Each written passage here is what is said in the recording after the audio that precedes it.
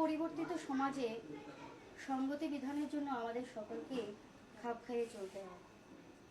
বিবাহ বিচ্ছেদ সম্পর্কে বলা হতো পাশ্চাত্য সমাজ ব্যবস্থায় তা গ্রহণীয়, কিন্তু আমরা এই বিশ্বায়নের যুগে কি পাশ্চাত্য সমাজ ব্যবস্থাকে কি অনুসরণ করছি না? বস্তুত যে পবিত্র বিশ্বাস এবং প্রেম বিবাহ বন্ধনকে দৃঢ় করে, সেগুলি কি ক্ষয় পেয়ে যাচ্ছে না? আমাদের এখানকার সমাজে প্রায়ই দেখা যাচ্ছে যে আইনসম্মতভাবে বিবাহ বিচ্ছেদ হচ্ছে না, কিন্তু এক প্রকার বিচ্ছেদের মতোই। তা যেমন আরও করুণ, আরও ট্র্যাজেডি, আরও ভয়ঙ্কর এবং আরও অসহনীয়।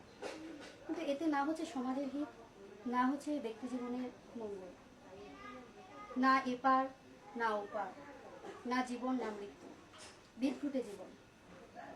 দিবসটা যখন আমরা মেনে নিতে পারছি না কিছুতেই, তখন কি সঙ্গতি বিধানের প্রশ্ন ওঠে না?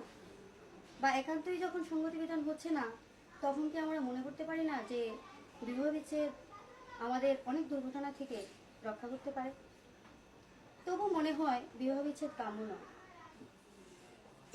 মাসি,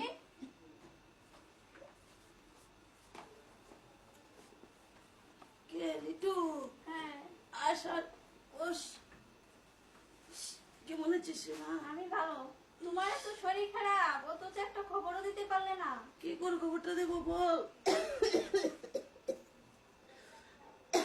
আমার কে আছে আশেপাশে খবর দেবার মতো? এটা কেন, কি ব্যাপার মেশু হচ্ছে? কোথায়? আর বলিস রে, অসম্মানে ভয়ের দুঃখের কথা আর কত লুকাবো বল? তোর মেশো তাকে রিঙ্কিকে নিয়ে উপর তলায়, আমি তাকে পিঙ্কিকে নিয়ে নিচের তলায়। তোমরা দুজনে কি এত বড় বাড়িতে পৃথক পৃথক থাকো? তোর মেশো কি করে জানবে? আমি স্বামী অসুস্থ স্ত্রী হয়ে হয়ে বিছানার মধ্যে পড়ে আছি। কথাবার্তা বা কোনো যোগাযোগ নেই? যোগাযোগ থাকলে কি মা, একটু যোগাযোগ থাকলে কি আমি এরকম ভাবে অসহায় বিছানা করে থাকতাম?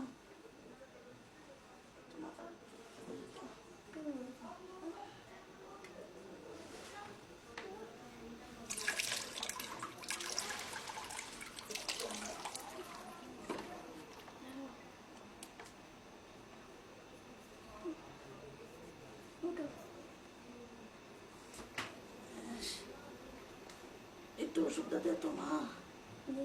কিছু খেয়েছো?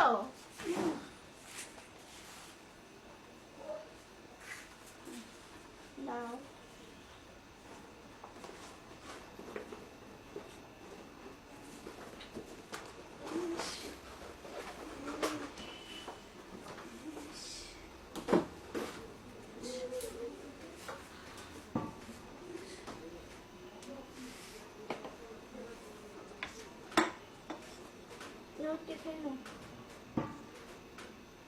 ছুটি পেতো তোমার পায়টা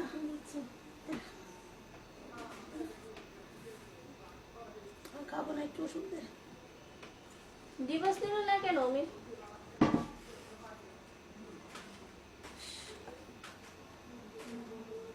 দিবস দিল না কেন?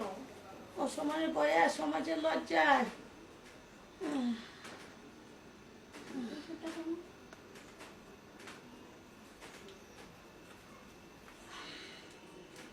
মিশু মশাই কি ডিভোর্সের বিরুদ্ধে?